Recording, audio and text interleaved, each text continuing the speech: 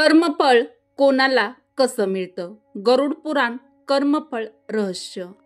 भगवान श्रीकृष्णांना गरुडजी म्हणतात, प्रभू, जगात अनेक वेळा मी पाहतो काही लोक गरिबांना तुच्छ लेखतात, त्यांचा अपमान करतात. पण प्रभू, अशा लोकांचं भविष्य काय होतं?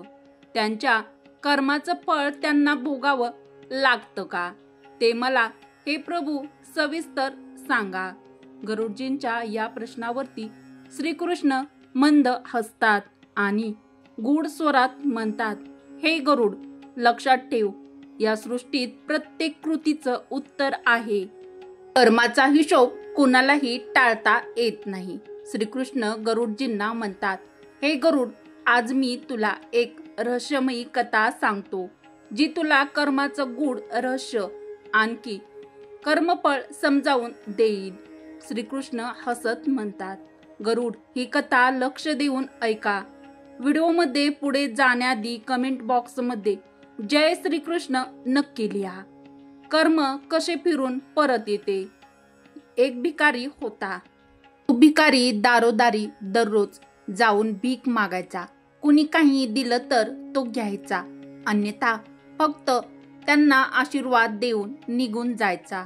एकदा पाटलाच्या दारात जाऊन रोज भिकारी भिक्षा मागायचा, पण पाटील मात्र बाहेर आल्यावर त्याला शिवीगाळ करायचा. पाटील म्हणायचा, मर, तू काय काम करत नाहीस, आयुष्यभर फक्त भीक मागत राहा. आणखी रागाच्या भरात त्याला ढकलूनही द्यायचा. पण भिकारी फक्त म्हणायचा, देव तुमच्या पापांना क्षमा करो. एके दिवशी मात्र त्या पाटलाला खूप राग आला. बहुतेक त्याच्या धंद्यात त्याचा खूप जास्त तोटा झाला असावा. तो भिकारी त्याच वेळी नेमका तेथे भीक मागायला आला होता. पाटलाने रागात थेट त्याच्यावर दगड मारला. भिकाऱ्याच्या डोक्यातून रक्त वाहू लागलं. तरीही तो देव तुमची पापे क्षमा करो असे म्हणत तिथून निघून गेला. पाटील रागातून थोडासा शांत झाला आणि मग विचार करू लागला की मी त्याला दगड मारला, पण त्याने तरीही माझ्यासाठी प्रार्थना केली. यामागचं रहस्य काय असू शकेल हे आपल्याला कळायला हवं. आणि तो त्या ठिकाणाहून त्या भिकाऱ्याच्या मागे लागला. भिकारी कोठेही गेला तरी पाटील त्याच्या मागे जायचा. कोणी भिक्षा दिली तर कोणी त्याला मारले, कोणी अपमानित केले, पण भिकारी एवढेच म्हणायचा की देव तुमची पापे क्षमा करू. आता अंधार पडू लागला होता. तो भिकारी परत स्वतःच्या घरी जायला निघाला होता. पाटील सुद्धा त्याच्या मागे होता. तो भिकारी आपल्या घरी परतला. एका तुटलेल्या खाटीवरती एक म्हातारी झोपली होती. तिच्या नवऱ्याला पाहताच ती उठली आणि पाहू लागली. भिकेच्या भांड्यात फक्त अर्धी भाकरी होती. ती पाहताच म्हातारी म्हणाली, आज एवढंच मिळालं का? आणि तुमचे डोके कसे फुटले? तेव्हा भिकारी म्हणाला, हो, एवढंच. कोणी काही दिलंच नाही. सगळ्यांनी शिव्या दिल्या, त्यामुळे माझं डोकं फुटलं. तो पुन्हा म्हणाला, हे सगळं माझ्याच पापाचं फळ आहे. आठवत नाही का आपण किती श्रीमंत होतो?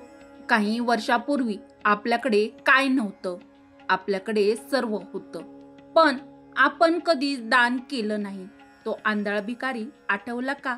म्हातारी बाईच्या डोळ्यात अश्रू आले आणि ती म्हणाली, हो, आपण त्या आंधळ्या भिकाऱ्याची कशी चेष्टा करायचो, भाकरीच्या जागी कोरे कागद कसे टाकायचो, त्याचा अपमान कसा करायचो, त्याला मारायचो आणि कधी त्याला ढकलायचो. म्हातारी म्हणाली. तेव्हा म्हातारा म्हणाला, हो, मला आठवतं सगळं. किती सगळं छान होतं आपलं. एकदा त्या आंधळ्या म्हाताऱ्याने मला जेव्हा रस्ता दाखवायला सांगितला तेव्हा कधीच मी त्याला रस्ता दाखवला नाही. आणि जेव्हा तो कधीही भाकरी मागायला यायचा तेव्हा फक्त त्याला शिव्या दिल्या. एकदा त्याला वाटी फेकून मारली तेव्हा तो आंधळा भिकारी नेहमी म्हणायचा, देव तुझ्या पापांचा हिशोब घेईल, मी नाही. आज त्या भिकाऱ्याचा शाप आपण भोगत आहोत. आज त्याच्या शापामुळे आपली ही अवस्था आहे.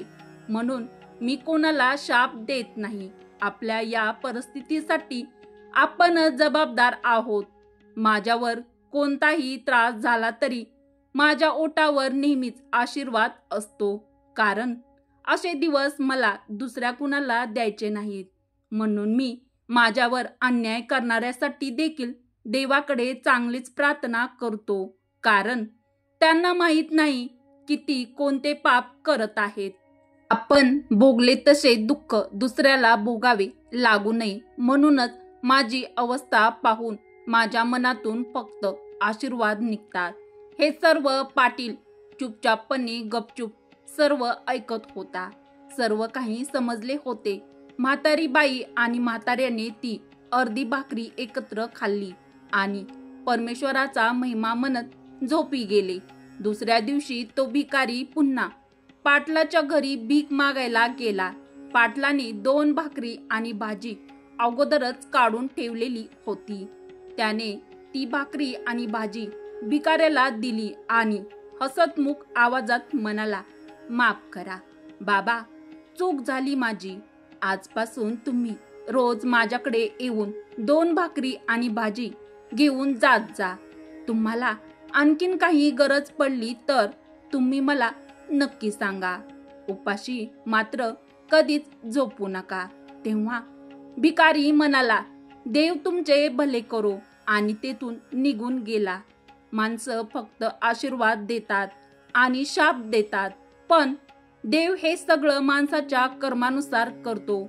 म्हणूनच फक्त चांगलं कर्म करत राहा, कारण कर्माचा हिशोब हा कधीच कुणाला चुकत नाही. तो नेहमी तुमचा पाठलाग करत असतो. तो तुमचा हिशोब घेतल्याशिवाय कधीच तुम्हाला रिक्त करत नाही. कधीही कोणालाही कमी लेखू नका.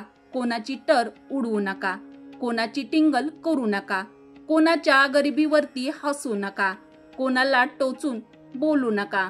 कधी कुणाचा पान उतारा करू नका, कारण नीतीचा पलटवार कधी होईल हे कुणालाही सांगता येत नाही. श्रीकृष्ण गरुडजींना म्हणतात, पाहिलंच ना गरुड, माणसाच्या ओठावरून शापही निघतो आणि त्यांच्या तोंडातून आशीर्वादही निघतात. पण देव फक्त कर्माकडे पाहतो. शाप असो वा आशीर्वाद, देव त्याचा हिशोब कर्माच्या आधारानेच लावतो. व्हिडिओमध्ये पुढे जाण्याआधी व्हिडिओला एक लाईक अवश्य करा. म्हणून गरुड, कधीही कोणाला कमी लेखू नकोस. गरिबाची टिंगल करू नकोस, कारण नीतीचा पलटवार कधी, कुठे आणि केव्हा होईल हे कुणालाही सांगता येत नाही. तर मित्रांनो, कशी वाटली आजची ही तुम्हाला रहस्यमय आध्यात्मिक कथा? म्हणून नेहमी चांगले कर्म करा. अशाच नवनवीन आध्यात्मिक माहिती ऐकण्यासाठी आपल्या मराठी मंगल मराठमोळ्या चॅनलला सबस्क्राईब देखील अवश्य करा. परत भेटू अशाच एखाद्या छानशा व्हिडिओमध्ये.